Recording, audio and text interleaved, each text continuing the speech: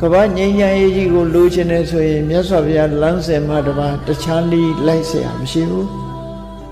လက်နဲ့ကြီးတွေတကားကင်ထားပြီးငြိမ်းချမ်းရေးစကားဆိုးနေတာဟာအလွန်ကိုရဲဝဲရကောင်းတယ်ပေါ့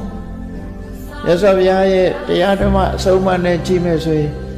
6လုံးမြူခါထိုးပြီးငြိမ်းချမ်းရေးစကားပြောနေလို့ဘယ်တော့မှရမှာမဟုတ်ဘူးမငြိမ်းချမ်းတဲ့အလုပ်တွေလုပ်နေကြရင်ဘယ်တော့မှငြိမ်းချမ်းမှာမဟုတ်ဘူးဆိုအလွန်ထင်ရှားတယ်ပေါ့နော်အလုံးဟာတယောက်နဲ့တယောက်အနိုင်ရချင်နေတယ်ဆိုရင်ဘယ်တော့မှငြိမ်းချမ်းမှာမဟုတ်ဘူးကဘာကြီးဟာငြိမ်းချမ်းရေးမရနိုင်ဘူးယဟန်တန်ဃာတွေကိုတီးပြီးဆုံးမတဲ့အခါမှာအဟန္တာဂောဝသင်္ဃာမေသဗ္ဗတောပဋိတံတရံစစ်ပွဲကိုဆင်နွှဲတဲ့ဆင်ကြီးဟာရန်သူတွေပြစ်လိုက်တဲ့မြားတန်နေလှမ်းချက်တွေမြားချက်တွေဓာတန်ရာတွေအဲ့ဒါတွေကိုအမှုမထားပဲနဲ့ရှေ့ကိုအတင်းတက်ပြီးတော့ရန်သူကိုခြေမုံတာလုပ်တယ်လို့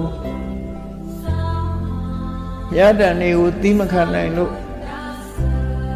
နောက်ဆုတ်တာမလုပ်ဘဲနဲ့ရှေ့တိုးပြီးကိုလုံးတင်တာလှုပ်သွားတာမျိုးလို့ပဲငါဟာ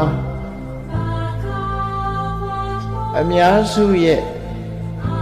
စော်ကားတဲ့စကားတွေကိုငါသိခံမယ်အဟန္တာဂောဝသင်္ကာမေသဗ္ဗတောပဋိတံတရပြစ်လိုက်လို့ခန္ဓာကိုယ်ပေါ်ကျလာတဲ့မြားတံတွေကိုဆင်မြောင်ကြီးဟာသိခံတယ်လို့ငါဟာလည်းပဲသိခံမယ်လူတွေစော်ကားမော်ကားပြောတဲ့စကားတွေမှန်သမျှအကုန်လုံးသိခံမယ်သိခံနေဆိုတဲ့အဓိပ္ပာယ်ဟာဘာတွေပဲလှုပ်အပြုံးမပြတ်နေတာကိုသိခံတယ်လို့ခေါ်စိတ်ဆွမ်းအားတစ်မျိုးပဲသိခံမှုဆို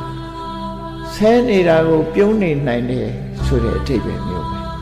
ဆဲတာကိုအတိမပြုတ်လိုက်ရင်ပြုံးလို့မရတော့အတိမမပြုတ်ဘူးဆိုလို့ရှိရင်ကိုယ့်ရင်ထဲမှာအဆဲတွေရောက်မလားအဲ့ဒီလိုမြတ်စွာဘုရားကဘာဖြစ်လို့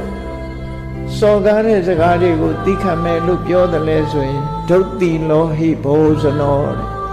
လောကမှာလူအများစုဟာကိုယ်ချင်းတရားပြပြသူတွေဖြစ်တယ်ဒါကြောင့်မို့သူတို့နဲ့တုဖက်ပြီးတော့ရမဖြစ်ဘူးလို့ဒီလိုအဓိပ္ပာယ်မျိုးရတယ်ဟောသိခံ